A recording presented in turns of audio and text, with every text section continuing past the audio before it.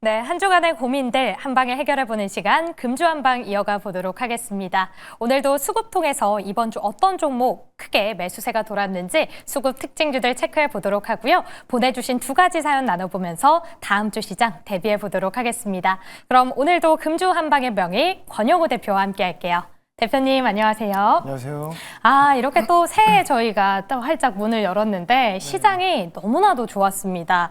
오늘 또 코스피가 사상 최고치를 경신하지 않았습니까? 네네. 우리 대표님 오늘 시장 어떤 느낌 좀 받으셨을까요? 야, 이거 반도체 없는 사람들은 되게 조금 소외감을 많이 느꼈겠다 네. 싶더라고요. 왜냐면 너무 이제 뭐 삼성전자가 보니까 5% 정도면 마감을 하겠지 싶었는데 지금 장 끝나고 넥스트장에서 뭐 8%까지 뭐 7.8% 이렇게 올라가니까 야, 이거는 옛날에 그 코로나 때 양적 완화할 때가 기억이 나요. 양적 완화에서 8%에서 막 급등이 나오고 이때처럼 지금도 굉장히 유동성이 좀 풍부한 그런 장이구나. 그러면 어떻게 본다면 26년도는 이 유동성 장세에서 충분히 우리가 좀 기회로 삼아볼 수 있는 그런 장이 될 수도 있겠다. 그래서 삼성전자로 수익을 보신 분들도 있으실 거고 지금 못 사셔서 소외감을 드신 분들도 있겠지만 수익을 본 사람들이 이 시장을 떠나는 게 아니거든요. 네. 결국에 다시 언젠가 익절하고 다른 섹터로 투자를 하는 그런 어떤 선순환의 구조가 만들어지는 거기 때문에 지금 내가 약간 이제 반도체가 없다 하시는 분들 아쉬워하지 마시고 차례를 기다리시면 언젠가 좀 수익을 볼 수 있는 그런 날이 오지 않을까 생각하고 있습니다. 네, 오늘도 상승 종목보다 떨어지는 종목이 많았기 때문에 앞으로 소외된 종목 외에도 더 좋은 인사이트 얻어보실 수 있다라는 이야기니까요. 여러 가지 종목들로 많은 전략 세워보도록 하겠습니다. 그럼 먼저 기관부터 이번 주 순매수 종목 10가지 체크해 보도록 하겠습니다. 네, 먼저 1위에는 4분기 역대급 실적 기대되는 셀트리온 나와 있고요. 정말 가볍게 움직이고 있는 SK스퀘어 2위에 자리합니다. 한화 에어로스페이스, 미래에셋 증권, AI 모멘텀 달고 있는 네이버까지 함께 순매수 들어오고 있네요. 이어서는 외국인의 수급 바로 체크해 볼게요. 네, 카카오, 네이버 함께 담아가고 있고 셀트리온, 쌍끌이 매수 들어오고 있습니다. 오늘도 신고가 기록했던 SK하이닉스와 함께 삼성 SDI, LG에너지솔루션, 2차전지 여러 개가 담겨 있네요. 이 안에서 우선 함께 담아가고 있는 쌍끌이 종목부터 체크해 보도록 하겠습니다. 바로 바이오 안에서 셀트리온인데요. 이 장이 쉬어가는 동안 아직 실적 확정되지도 않았는데 공시부터 올라왔습니다. 매출 20%, 영업이익은 140% 늘어날 거다. 미리 공지가 됐는데 이걸 보면서 얼마나 자신 있길래 이렇게 예고까지 해주나 좀 많은 분들 기대하셨을 것 같은데요. 대표님이 보시기에 실적에서 좀 의미 있는 부분이 있었을까요? 실적은 사실 거의 예상했던 것보다 조금 더 잘 나온 수준이고 왜냐하면 셀트리온이 지금 하고 있는 사업이 새롭게 뭔가 추가된 사업이 없잖아요. 삼성전자 같은 경우에는 주가 상승이 나올 수 있었던 가장 큰 이유는 엔비디아한테 그동안 납품을 하지 못했던 HBM3를 뚫기 시작하면서 이제 판매망이 늘어나고 그 다음에 이제 HBM4, TPU 쪽 해가지고 다양한 고객사들한테 이제 HBM을 납품할 수 있을 거라는 기대감으로 이 바닥에 박스권 돌파했거든요. 네. 그러면서부터 이제 본격적으로 이제 매물대를 소화하고 6만 전자, 9만 전자, 12만 전자까지도 지금 터치가 나왔는데 셀트리온 같은 경우에도 뭔가 좀 어떤 새로운 동력이 사실 필요한 상황입니다. 그런데 미국에서 어느 정도 이런 어떤 그 판을 좀 깔아줬다라고 해야 되나? 생물보안법을 이제 통과를 시키면서 그동안 중국이 이제 수혜를 받고 있었던 중국에서 우시바이오 쪽이 CMO 쪽이 점유율이 49% 차지하다 보니까 여기에 당연히 제재를 가하게 되면 우리나라 기업들, 삼바라든지 셀트리온이 수혜를 입을 수밖에 없는 그런 구조가 좀 나오지 않을까라는 생각을 하고 있고 또 이제 워낙에 지금 환율이 1,400원대가 고환율 뉴노멀이잖아요. 네. 그래서 이런 부분들에 대한 환차익도 계속해서 기대를 해볼 수 있는 그런 구간이다. 그러니까 지금 셀트리온의 이 박스권의 주가는 어떻게 보면 조금 저평가인 그런 측면이 있고 오늘 수급을 보더라도 이제 12월 달에는 대주주 양도세 회피하려고 하는 그런 물량이 좀 나오잖아요. 근데 1월 딱 되자마자 셀트리온이 이제 공시 딱 내면서 수급 좀 들어와. 기관 외국인 들어와 해서 오늘 지금 보시면 외국인이랑 기관이 쌍끌이 매수세가 들어왔어요. 연기금도 지금 한 7일 연속 팔다가 오늘 들어오고 투신도 계속 팔다가 오늘 처음으로 들어왔거든요. 그러니까 이런 측면을 봤을 때 수급적으로 연속성이 있을 수도 있겠다. 그래서 이 박스권 지금 상단을 돌파해줬기 때문에 추가 상승에 대한 부분도 기대를 해보면 좀 좋을 것 같다 이렇게 말씀드리겠습니다. 네, 지금도 저평가되어 있다라고 이야기를 해주셨으니까 목표가가 조금 궁금한데 지금 25만 원까지 다양하게 상향 조정되고 있거든요. 대표님이 보시기에 지금 현재 단기적인 목표가 얼마까지 기대해 볼까요? 일단은 22만 원대가 이거 차트 보시면 거래대금 이때 많이 터졌어요. 네. 이 꼭대기에서 거래대금이 많이 터졌기 때문에 여기를 도달을 하면 아마 여기서 물려 계신 분들이 본 조건에서 탈출하고자 하는 심리가 강하기 때문에 정리를 할 겁니다. 그러니까 차익 실현 매물이 이 구간에서 충분히 나올 수 있다는 거거든요. 그래서 목표가는 한 21만 5천 원 언저리에서 잡아나가는 게 좀 합리적인 대응 방법이 아닌가라는 생각을 하고 있고, 여기서 만약에 매물을 소화하고 막 조정이 추가로 좀 더 주어진 다음에 다시 올라간다. 그럼 매물 소화했다라는 거겠죠. 그때는 이제 목표가가 뭐 30만 원 그 이상까지도 갈 수 있는 그런 구간이 오지 않을까. 근데 만약에 여기서 차익 매물 맞고 떨어진다 그랬을 때 다시 또 박스권으로 들어갈 수 있어요. 그러니까 네. 그런 부분들을 감안했을 때 21만 5천 원 언저리에서 정리하는 전략이 좋은 전략 같다. 네, 셀트리온 전고점이 22만 원이었는데요. 우선 가장 중요한 지지라인 21만 5천 원을 제시해 주셨습니다. 단기 목표가라는 점 꼭 체크해 보시면 좋을 것 같고요. 첫 번째 종목 셀트리온 만나봤으니까 기관의 매수로 넘어가 보도록 할게요. 바로 한화 에어로스페이스입니다. 또 12월 30일 선물처럼 또 공시가 나왔었잖아요. 이제 폴란드와 5조 규모 천무 3차 계약을 했다라는 이야기인데 워낙 천무에 대한 모멘텀이 좋고 우주항공까지도 대장주잖아요. 그런데 왜 박스권을 못 깰까? 이게 참 답답한데요. 그렇죠. 지금이 너무 비싸서 그런 건지 아니면 그냥 이 종목이 살짝 소외된 걸까요? 그게 보면 방산주도 그렇고 조선주도 그렇고 지금 다 박스권을 맴돌고 있단 말이에요. 네. 이거는 수급적인 요인이 굉장히 큽니다. 조선도 사실 지금 뭐 도크가 풀이에요. 풀가동하고 있어요. 실적은 사실 의심할 만한 여지가 없고, 하나 에어로스페이스 같은 경우에도 최근에 이제 폴란드 무기청의 그 호마르케이죠. 천무의 폴란드형을 이제 거기에 들어가는 포탄을 미사일을 수주를 이제 할 예정입니다. 그러니까 이제 계속 이 어떤 미사일이라고 하는 것은 소모품이기 때문에 계속해서 주문이 들어온다라는 거예요. 그러니까 단기적 일회성으로 끝나는 게 아니라 정말 중장기적으로도 계속적으로 실적적인 전망이 굉장히 좋은 어떤 그런 모멘텀인데, 그것이 이 주가에 이제 크게 영향을 주지 못했다라는 거는, 이거는 지금 이 종목에 뭔가 문제가 있어서 뭐 내가 모르는 악재가 있어서 주가가 못 가는 게 아니라 지금 반도체로 수급이 다 쏠려 있기 때문에 지금 지수에 영향을 주는 종목이 3개가 있어요. 오늘 보면 그게 삼성전자랑 SK하이닉스가 비중이 한 50%예요. 네. 그다음에 SK 스퀘어. 근데 뭐 SK 계열사 똑같죠?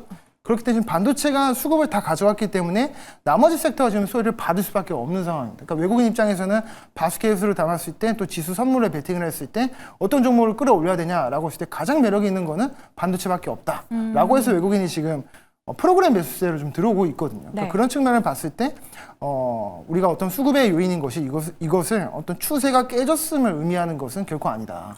그렇기 때문에 만약에 하나 에어로스페이스가 좀 더 조정이 나온다라고 했을 때 좀 매력적인 가격대로 좀 접근을 해보시는 그런 전략도 좋을 것 같고, 지금 보시면 박스권을 추세가 안 깨졌어요. 박스권 지금 하단에서 지금 추세를 살리는 어떤 그런 과정에 속해 있기 때문에 여기서 행보할 가능성이 좀 더 있다고 보고 있습니다. 그래서 100만 원 언저리까지는 단기간에 도달하지 못하더라도 한 90만 원 초반대까지 좀 떨어진다라고 했을 때 매수 접근을 해보시는 것도 좀 좋은 방법이 될 수 있겠다라고 말씀드리겠습니다. 네, 모멘텀은 또 워낙 좋은 상황이고요. 추세도 무너지지 않았다라는 평이었습니다. 목표가로 지금 90만 원까지 내려왔을 때 저가 매수 가능하다라는 이야기까지 함께 정리를 해주셨네요. 한화 에어로스페이스 만나봤고요. 이제는 외국인의 매수 집중돼 있는 종목 체크해 보겠습니다. 아까 2차 전지 정말 많았는데 삼성 SDI 체크해 보도록 할게요.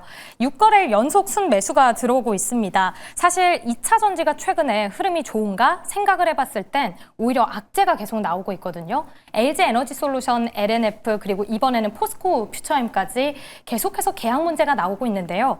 이 삼성 SDI 왜 자꾸 외국인은 바라보고 있는 걸까요? 어떤 모멘텀이 좀 있나요? 아니요, 이거는 지수 플레이를 나중에 할 때 네. 반도체가 이제 부담이 너무 세다 보니까 1% 올리려고 해도 돈이 많이 들어갈 거 아닙니까? 시총이 400주, 600주 이렇게 되니까. 근데 이제 지수에 편성이 되어 있는 섹터들 중에서 네. 대장주를 보면은 좀 뭐 현대차도 있고, 그다음에 2차 전지 섹터인 삼성 SDI, 그리고 AG엔소 이렇게 있단 말이에요. 그러니까 나중에를 대비해서 지금 미리 사두는 겁니다. 그러니까 언젠가는 이 2차 전지라고 하는 이 섹터는 반드시 올라갈 수밖에 없는 거죠. 그리고 ESS 쪽에 대한 실적도 개선이 되고, 지금 EV 판매가 부진하고 있어요. 그러니까 부진을 좀 면치 못하고 있기 때문에 SDI는 계속 적자가 나오고 있고, 실적으로도 지금 안 좋게 나오고 있지만, 이제 이 2차 전지가 EV 판매가 이제 일시적인 어떤 그 캐즘이 아니라 중장기적으로 봤을 때도 판매가 좀 지진부진할 수 있다라는 게, 이게 지금 모든 시장 투자 참여자들이 그렇게 생각을 하고 있습니다. 그러니까 2차 전지의 지금 주가는 그런 악재에 둔감해질 때가 됐다. 그렇게 보고 있어요. 그러니까 그러니까 주가가 계속 오르다가 반도체가 막 실적이 막 빵빵 터지고 하는데도 주가가 더 이상 못 오를 때는 호재에 이제 둔감한 때가 왔거든요. 그게 이제 매도 시그널인데, 네. 이게 주가가 바닥일 때는 악재에 더 이상 민감하지 않을 때가 있어요. 그때 이제 보통 이제 그런 말이 있어요. 비관의 정점에 매수하고 낙관의 정점에 매도하라. 네. 그러니까 지금은 어떻게 보면 비관의 정점을 통과하고 있다라 좀 보고 있어요. 그래서 삼성 SDI 같은 경우에도 26년도에는 램프업이 이제 끝나요. ESS 쪽 램프업이 끝나니까 27년도부터 양산이 돼서 실적으로 반영이 될 겁니다. 네. 그러니까 EV 판매는 뭐 지금 트럼프 대통령이 되고 나서부터 전기차 보조금도 이제 폐지를 하고, 지금 유럽도 내연기관차를 판매를 중지했던 걸 철회했잖아요. 사실 그게 네. 좀 커요. 그러니까 그런 것들로 인해서 업황이 지금 너무 이제 안 좋다 보니까, 그러니까 그런 악재는 있지만 이것도 이제 ESS 쪽으로 좀 살아날 수 있다, 이렇게 보고 있습니다.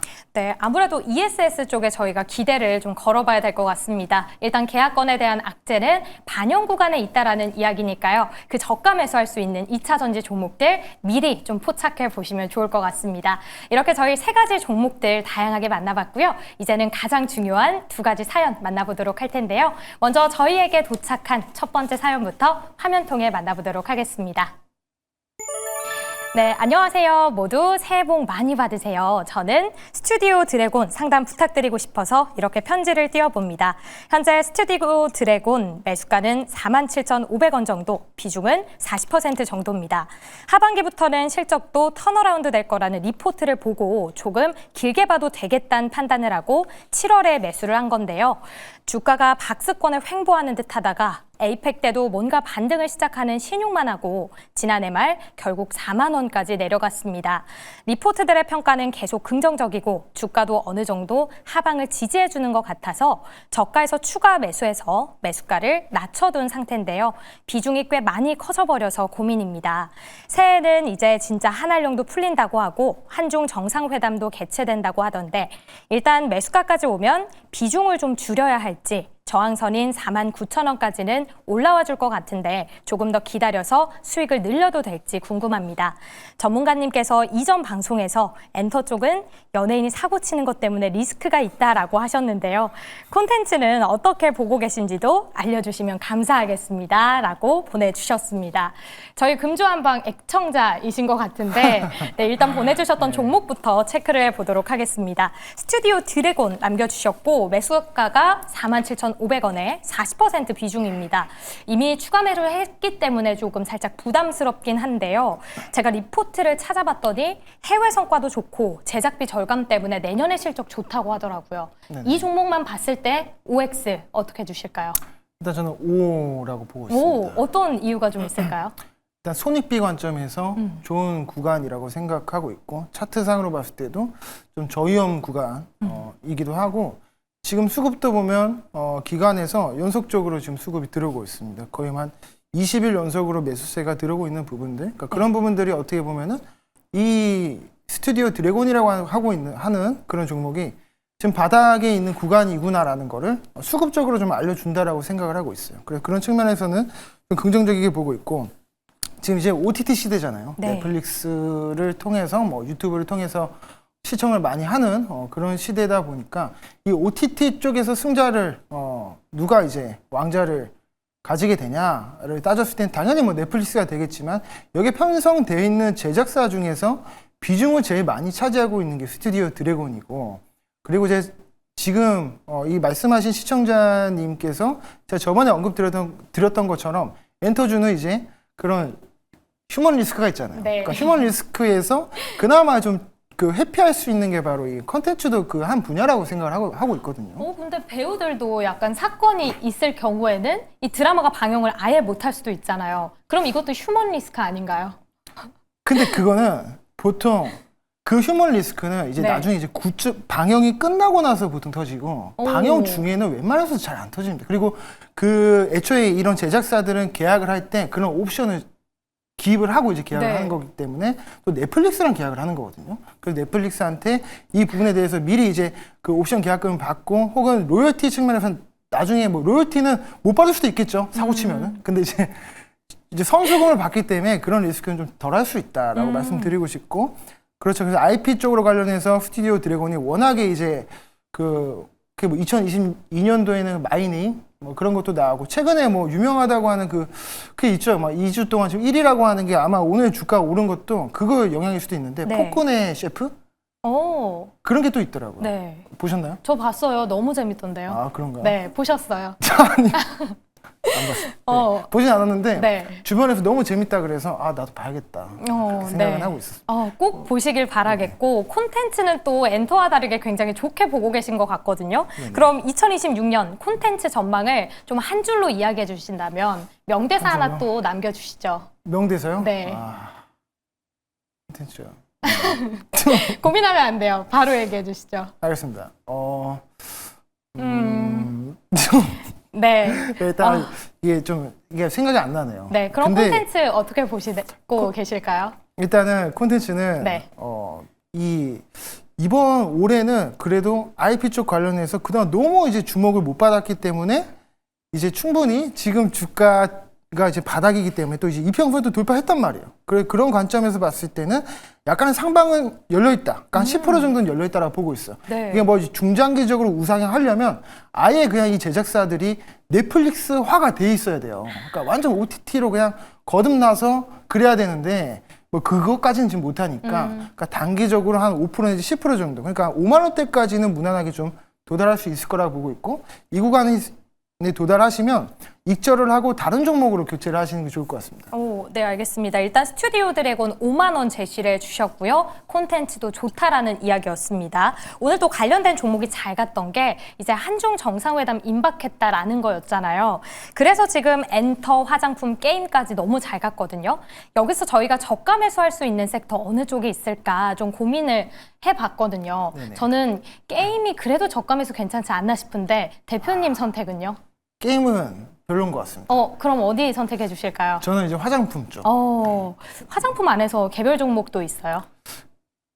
화장품 내에서도 네. 이제 그 파마리서치라고 하는 종목인데 과거에 이제 제가 이거를 10만 원대, 12만 원대 매수 사인을 드렸었던 종목이거든요. 네.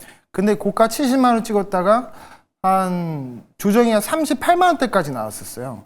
이게 왜 그러냐면 이제 원래 이 스킨부스터 쪽으로 관련해서는 파마리서치가 시장 점유율 1등이었어요. 독보적인 기업이었어요. 근데 이제 인체 조직을 기반으로 한 종목들, 뭐 LNC바이오, 리투오라는 제품을 이제 만드는 LNC바이오나 뭐 한스바이오메드나 그러니까 이런 종목들이 나오면서 시장의 파이를 얘네가 3대 3대 3으로 나눠 먹겠구나라는 논리 때문에 지금 38만 원대까지 조정이 나왔었던 건데 이 결국에 지금 미래로 가서 보면 이 반도체에도 어쨌거나 하나마이크론이 아니죠. 마이크론이랑 하이닉스랑 삼성전자가 메모리 반도체 시장을 3대 3대 3 나눠 먹고 있잖아요. 물론 이거 3대 3대 3은 아니지만 어쨌거나 이 파일을 나눠 먹고 있지만 그 중에서도 기술력과 이제 생산성이 돋보이는 삼성전자랑 하이닉스가 더 큰 파일을 가져가듯이 파마리서치가 지금 가지고 있는 유통망 그리고 이제 가지고 있는 마케팅 역량 이런 것들로 인해서 이 전체 파이 시장에서 가져가는 비율이 더 크지 않을까라는 생각을 하고 있고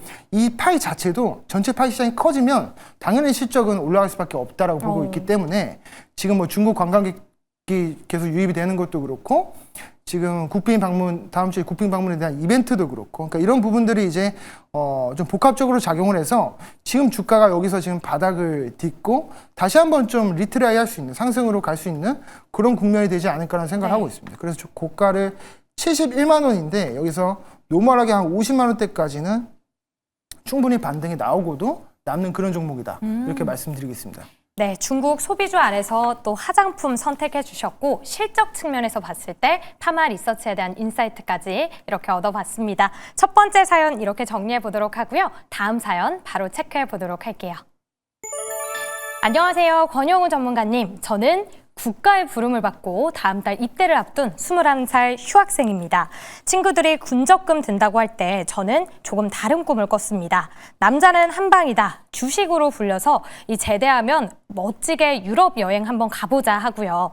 그래서 지난 방학 동안 편의점 알바에 택배 상하차까지 뛰어가면서 피 같은 돈 500만 원을 모았습니다. 그리고 작년 12월 호기롭게 생애 첫 주식 계좌를 텄습니다. 그런데 막상 계좌를 만들고 나니 머릿속이 하얗게 변하더라고요. 차트 보는 법도 모르고 재무제표가 뭔지도 모르는 신생아 수준이거든요. 그냥 친구가 요즘은 ISA 계좌가 세금도 아끼고 필수래라고 해서 일단 돈은 ISA 계좌에 넣어뒀는데 정작 무슨 종목을 사야 할지 모르겠습니다. 훈련소 들어가면 핸드폰도 못 볼 테고 자대 배치받아도 매일 시세를 확인하긴 힘들 것 같은데요. 괜히 급증주 따라갔다가 제대할 때 반토막 나 있으면 저 정말 타령하고 싶어질지도 모릅니다. 전문가님, 제가 군 생활 열심히 하는 1년 6개월 동안 비가 오나 눈이 오나 제 계좌를 든든하게 지켜줄, 아니 제대할 때쯤엔 저를 활짝 웃게 해줄 국방부 시계 같은 종목 어디 없을까요? 제대 후 복학해서 캠퍼스를 누릴 때 주식 대박난 영앤리치 복학생이 될 수 있게 도와주십시오. 충성이라고 남겨주셨습니다. 꼭 도와주셔야 될 것 같은데요. 이제 영앤리치 복학생이 될 수 있도록 저희가 군인 도와줘야 될 것 같습니다. ISA 계좌에 돈 500만 원을 모아뒀다고 하는데 ISA 계좌 일단 활용하는 게 무조건 좋은 걸까요? 활용하는 게 좋긴 좋죠. 좋긴 좋은데 이분의 그 신분이 이제 군인이 되지 않습니까? 네. 요새 군인 월급이 엄청나요. 병장 월급이 170만 원인가 그렇습니다. 네. 저 때는 10만 원이었거든요. 엄청납니다. 이 돈을 가지고 근데 국가에서 그 군 적금이, 그러니까 이 시청자님께서 잘 아시는지는 모르겠는데 만기까지 제대를 하면 원금의 100%를 줘요. 그러니까 그 병장 때까지 적금이 한 1,000만 원 정도가 가능할 거라고 보고 있거든요. 그럼 1,000만 원 정도가 되면 제대를 하면 2,000만 원을 주는 거예요. 네. 그러니까 수익률이 100%인 거죠. 그러니까 주식보다 이게 나아요. 근데 그럼에도 불구하고 남는 돈으로 주식을 하고 싶다 하시면 네. 저는 현대차. 오. 우리가 이제 미래의 주식쟁이들은 미래에 살지 않습니까? 네. 그러니까 미래에 베팅을 해라라고 한다면 지금 로봇에 사실 대부분의 기업들이 로봇에 이제 사활을 걸었습니다. 모든 걸 걸었어요. 그러니까 그 로봇을 대량으로 양산할 수 있는 기업이 현실적으로 누구냐? 올해부터 휴머노이드 로봇을 양산하는 기업이 어디냐? 현대차지 않습니까? 그래서 현대차에 우리 시청자님께서 미래를 걸었으면 좋겠다. 이렇게 말씀드리겠습니다. 네, 지금 IS 계좌보다 군인일 때 또 다른 여러 가지 좋은 상품도 이야기를 해주셨는데 일단 종목으로 현대차 꼭 집어서 이야기를 해주셨고요. 이제 저희가 불군의 해죠. 병오년입니다. 저가 매수에 필요한 섹터는 어떤 게 있을까 또 궁금하기도 한데 섹터로 봤을 때는 어디가 있을까요? 섹터로 봤을 때는 지금 많이 눌린 섹터가 지금 화장품 섹터가 있죠. 화장품 섹터가 있고 오늘 초반에 말씀드렸던 뭐 방산주도 조금만 더 조정이 나오면 이것도 충분히 매력적이다라고 보고 있고 지금 2차 전지 쪽도 생각보다 지금 뭐 박스권 하단이다 보니까 네. 이것도 좀 언젠가 갈 수 있다라고 생각을 하고 있습니다. 그래서 저가 섹터를 딱 골라라 한다면 조정이 많이 나온 섹터, 네. 많이 올랐다가 조정이 많이 나온 섹터들 중에서 실적 개선이 좀 뚜렷한 종목들, 그런 종목들로 관심을 가지시면 좋을 것 같고 이제 뭐 조선 섹터, 방산 섹터는 이건 진짜 나중에 진짜 그 계속 가지고 가시면 수익을 계속 높일 수 있는 그런 종목이다라고 보고 네. 있습니다. 그래서 네. 여기서 마무리하겠습니다. 네, 저가 섹터 만나봤고 이제 정말 짧게요. 저희 새해 선물로요. 만약에 이제 내가 주식을 처음 입문한다. 세 가지를 좀 고려해야 한다면 어떤 포인트들이 좀 있을까요? 세 가지를 고려해라. 네. 세 가지 고려하자면 일단 가장 중요한 거는 손절이 정말 중요합니다. 오, 2번은요? 2번이요? 네. 이유는 안 물어보시나요? 바로 얘기해 주시죠. 2번은 네. 비중 관리. 비중 관리가 중요하고 세 번째는 실적이 안 나오는 종목은 정말 이거는 세 번째는 리스크 관리라고 제가 말하겠습니다. 네. 어떤 리스크가 여러 가지가 있잖아요. 여러 가지 리스크가 있죠. 네. 그 중에서 이제 그 대표적인 리스크가 실적이 안 나오는 종목인데 테마성이 짙은 종목들. 예를 들어서 우주항공이 지금 뭐 스페이스X가 1,100조로 이제 가치를 받아서 상장한다는 기대감으로 테마주들이 지금 막 급등을 하고 있어요. 그럼 이거는 내가 진입을 할 때부터 이거를 막 계속 끌고 가겠다는 생각이 아니라 딱 이벤트 일정에 맞춰서 언제까지 이걸 가지고 가고 어느 구간이 됐을 때 팔아지라는 거를 명확하게 기준을 잡고 가셔야 됩니다. 네, 워낙 개별 종목들의 흐름이 많다 보니까. 그렇죠. 네, 그럼 이렇게 리스크 또 테마성까지 이야기를 해주시면서 저희가 세 가지는 꼭 고려해 보면서 앞으로 투자를 해 나가야 될 것 같습니다. 이렇게 여러 가지 인사이트를 모두 얻어봤는데 아까 잠깐 예고가 나갔습니다. 저희 이제 오늘 주식남녀는 여기서 인사를 드리게 될 텐데 참 많은 이야기들을 나눴거든요. 네네. 우리 영호 대표님도 금주 한방 열심히 해주셨잖아요. 네네. 혹시 마지막 한마디 조금 있을까요? 아, 너무 아쉽네요, 솔직히. 네. 네, 이 방송이 제 매경에서 그 손에 꼽는 방송이거든요. 개인적으로 좀 좋아하는 방송이었는데 이렇게 지금 새해가 되자마자 방송 끝나니까 이제 그런 부분들이 좀 아쉽고 네. 또 이제 새해를 맞이해서 뭐 이제 이 방송이 계속 끝까지 잘 됐으면 좋겠다 이런 생각을 가지고 있었는데 여기서 끝나니까 좀 너무 아쉬운 그런 부분이 좀 있습니다. 그럼에도 불구하고 다른 프로그램에서도 제가 나오기 때문에 굳이 이 방송 아니어도 저 보실 수 있다는 거 아시면 좋을 것 같습니다. 네, 알겠습니다. 이렇게 저희는 새해의 마지막 인사를 드리게 됐는데요. 금주 한방 또 주식남녀 여기서 끝을 맺고 다음 주 월요일부터는 더 새로운 종목으로 인사를 드리도록 하겠습니다. 그럼 지금까지 많은 사랑 전해주신 여러분들께 감사의 인사드리면서 함께해 주신 여러분 고맙습니다.